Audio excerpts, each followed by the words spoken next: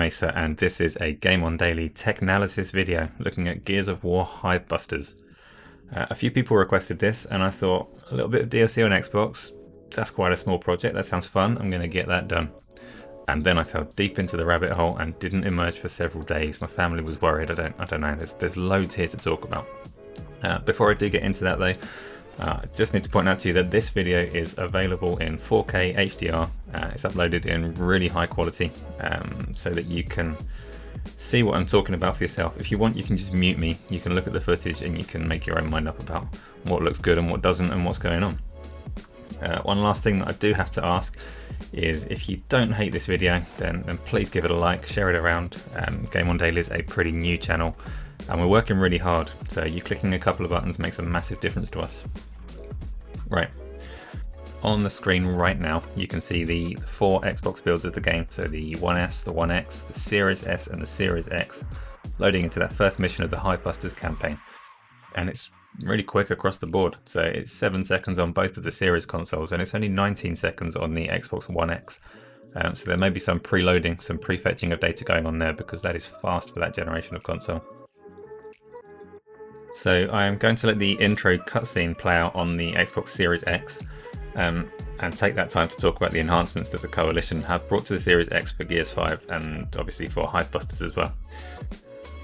All of the character assets are at their maximum quality on the Series X, so really detailed character models there in that cutscene that you can see. You've got denser particle effects, you've got soft contact shadows and global illumination and really high quality screen space reflections.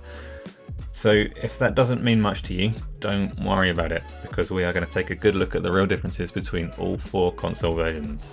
The differences between them are fascinating and really caught me by surprise. So the Xbox One S obviously brings up the rear, it's the lowest quality version, and the Xbox Series X, as you'd expect, is the highest quality version.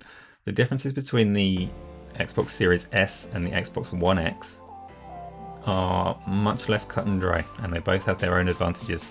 The really condensed version is that the One X has a much higher resolution, but the Series S has some of the high-end effects from the Series X console.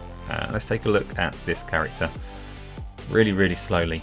As we move to the Series S version at 1080p, we obviously lose resolution and we lose some asset detail, but the lighting is about the same as the Series X. And then when we take a look at the One X, the character asset is the same as the Series S. You've obviously got the resolution bumped up, but the character is lit very differently.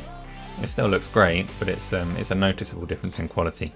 And if we take a look at the Xbox One S version, you'll see that the lighting is a closer match there. For maximum contrast, we're going to have another look at the Xbox Series X, so you might also notice that there's a much nicer depth of field effect as well.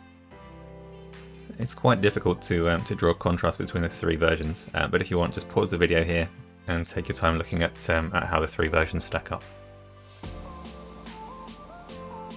Right, that's cutscenes. Let's move into gameplay. It's kind of funny, Gears of War used to be notorious for its many shades of brown. Lack of colour was a part of the game's signature look, and over the years the aesthetic has shifted completely, and Gears 5 features some of the most diverse and vibrant environments around. And Hivebusters, I don't want to spoil much, but it definitely keeps that torch burning. We're looking at the Series X version at the moment, we'll come on to frame rates and resolutions a little bit later when the action picks up. But for now I just want to show the differences that you can see in this nice peaceful area. So I'm going to show this scene across all 4 consoles, so just keep a particular eye out for the global illumination that just gives this natural shadow under these leaves and the density of this mist. It's subtle in action, but it makes the environment pop quite a bit more. It's not present on the One X, but it is there on the Series S. And as you'd probably guess, it's a luxury too far for the One S. Okay, I also want to show this area in motion. 4 consoles is a lot, so the screen gets a little bit crowded. But one thing that I noticed while I was walking through this area is the level of detail. On the Series X, it's very good, you don't really notice things pop in. On the other 3 consoles, it's not massively noticeable, it's not a big problem, but it's just like you see detail pop onto things about 10 yards in front of your character, and it kind of just exists in the corner of your eye, draws your attention to it. But again, it looks really good across all 4. Right, Out of the green stuff and into the fire. I'm using this scene to show the copious amounts of screen space reflections used on the Series X. Check out the walls, the pipes, the ceiling of this furnace. This is actually one area where the Series S is quite significantly pared back from the Series X. All consoles still use the screen space reflections, and the fire looks really hot on all of them, I'm sure. But yeah, let's have another look at that Series X. Reflections everywhere. And it isn't just turning any old surface into a mirror. It's high quality stuff. We're going to move into some combat scenes now. I'm going to be focusing on performance, but keep an eye out for those reflections as well. This room is a bit of a showcase. I really like it. So you've got this this cold blasts of frigid air. You've got sparks flying, and it looks really good, but it looks really demanding. So yeah, I'm using this to measure the frame rates and the resolution of these consoles. So Gears 5 is definitely a big ask of the One S, and it is the only version of the game that targets 30 frames per second. It does more or less hold that frame rate here, but you can see that the resolution does drop by about 20% to do that. The game does have some neat post-processing tricks to rescue the image quality, and you can see for yourself that it's actually pretty good. The One X, on the other hand, has really impressed me. To be honest, I had forgotten that the game targeted 60 frames per second on that 6 teraflop console. So yeah, I mean, the image quality is great. It's missing a few effects from the series consoles, but it's a really high quality effort. And now the Xbox Series S it only targets 1080p. I say only, it targets 1080p. It's the only console here that seems to have a little headroom on the GPU. It's the only one that doesn't miss its target for resolution. It looks really nice, and I actually had a really hard time counting the resolution for this one because the post-processing is very, very good, and the lines are just really clean. And then last, but the opposite of least, we've got the Xbox Series X. So the Series X locks at 60 frames per second perfectly. Feels really great to play. You can see from the measurements that I took, it doesn't lock 4K, so it does scale down up to 15% lower. But I'm just going to take these graphs away right now because I want you to be able to really appreciate the level of effects here, and particularly, again, those screen space reflections across the floor and the walls here. We like to call it real-time Gaz tracing, because Gaz, the co-owner of GameOnDaily, would definitely see those sparks reflecting off the wall and shout that it was the best ray tracing ever. It's not, it's screen space, and it looks fantastic. At the moment, you've got the One S and the Series S side by side, and this is so that you can see the difference between 30 frames and 60 frames per second. So focus on the left side and then focus on the right. You be the judge. I'm not really here to tell you what's good enough for you and what isn't. I'm just showing things that I find interesting. The last part of this video is a really, really demanding climax to the second mission that I'm just going to run through on each console. I'm not actually going to comment on this directly. You've got the graph there and you've got your eyes, so hopefully it's self-explanatory. You will definitely see, especially on the Xbox One X, you'll definitely see some frame rate drops here. I did want to use this opportunity to kind of figure out where the resolution bottoms out, but it's really, really difficult to count resolution in this scene. So Gears has it has some temporal reconstruction of frames. It has maximum resolution post-processing, so it's hard to get a good resolution count in a static scene. In this scene where you're roadie running with motion blur everywhere, it's almost impossible as far as I can tell.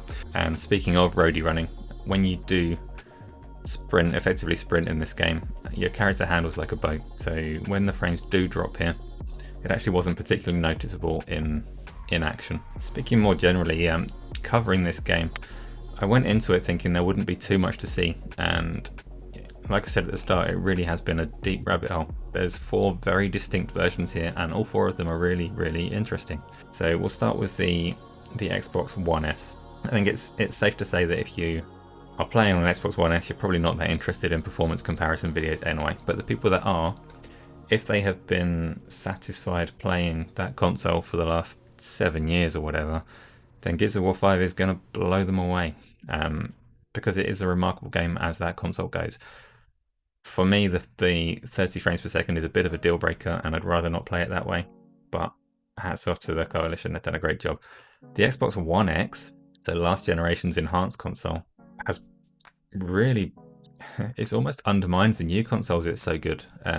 It's pretty hard to understand how it can target so far beyond what the base console is doing, because it's not just doing that massively higher resolution, which is what the One X was designed for, but it's doing it at double the frame rate.